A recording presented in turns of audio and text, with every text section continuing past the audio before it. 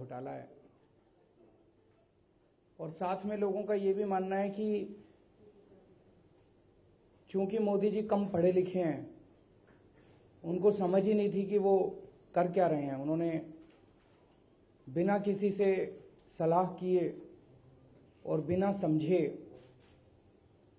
इतना बड़ा कदम उठा लिया जिससे पूरे देश की अर्थव्यवस्था चरमरा गई है। लोगों के व्यापार बंद हो रहे हैं, धंधे बंद हो रहे हैं और अभी भी अपनी जिद पे अड़े हुए हैं, इसको वापस नहीं लेना चाहते। वो समझ ही नहीं पा रहे कि इसके कितने बड़े दुष्परिणाम हो सकते हैं।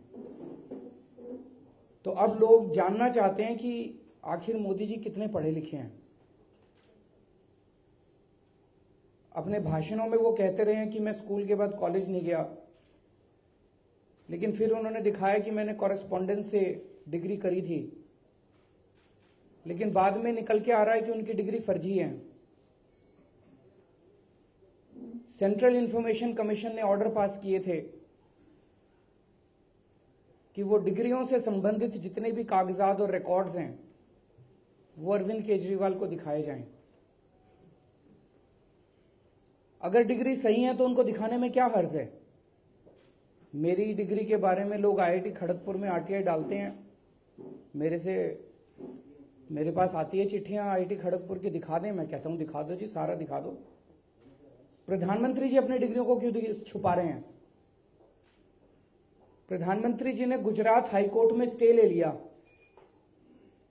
गुजरात यूनिवर्सिटी को कह के कि डिग्री नहीं दिखाई जाएंगी, तो स्टे क्यों ले रहे हैं।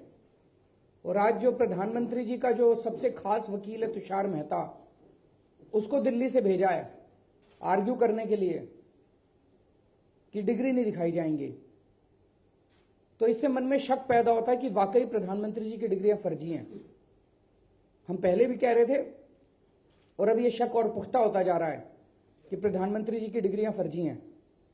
अगर प्रधानमंत्री जी की डिग्रियां सही हैं, देश के लोगों को यह जानने का अधिकार है कि उनका प्रधानमंत्री कितना पढ़ा लिखा है। यह तो सबसे मौलिक अधिकार है।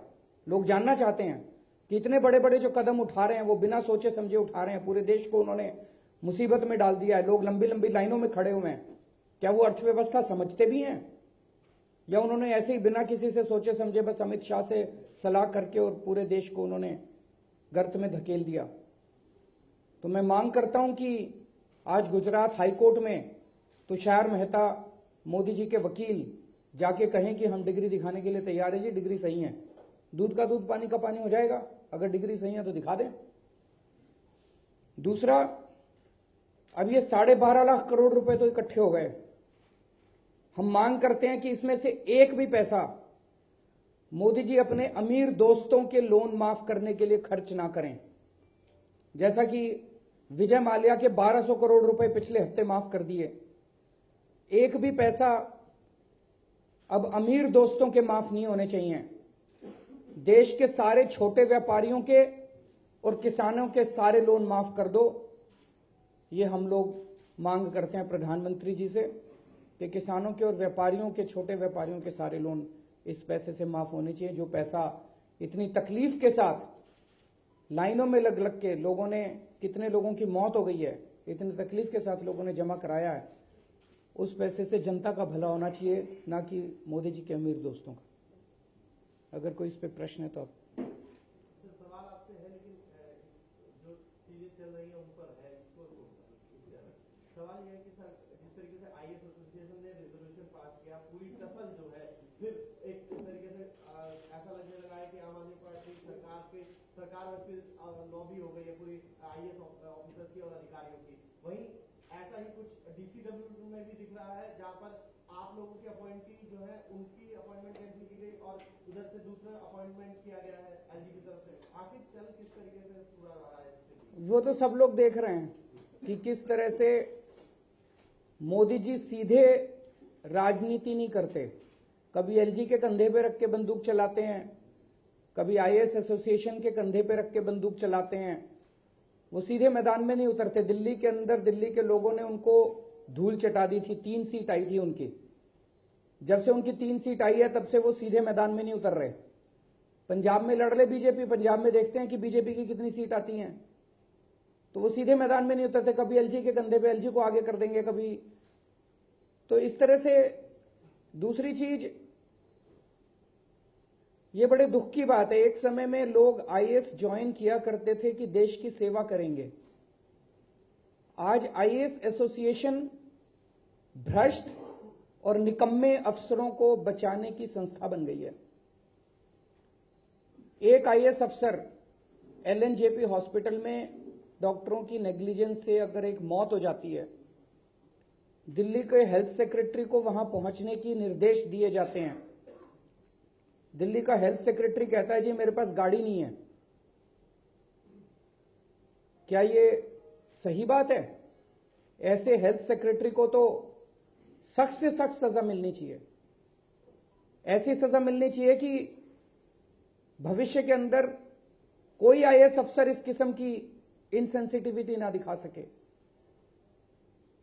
अगर दिल्ली के अंदर चिकनगुनिया फैला है, बीमारियां फैली और हेल्थ सेक्रेटरी 15 दिन की छुट्टी लेके चला जाता है, क्या उसे बचाया जा सकता है?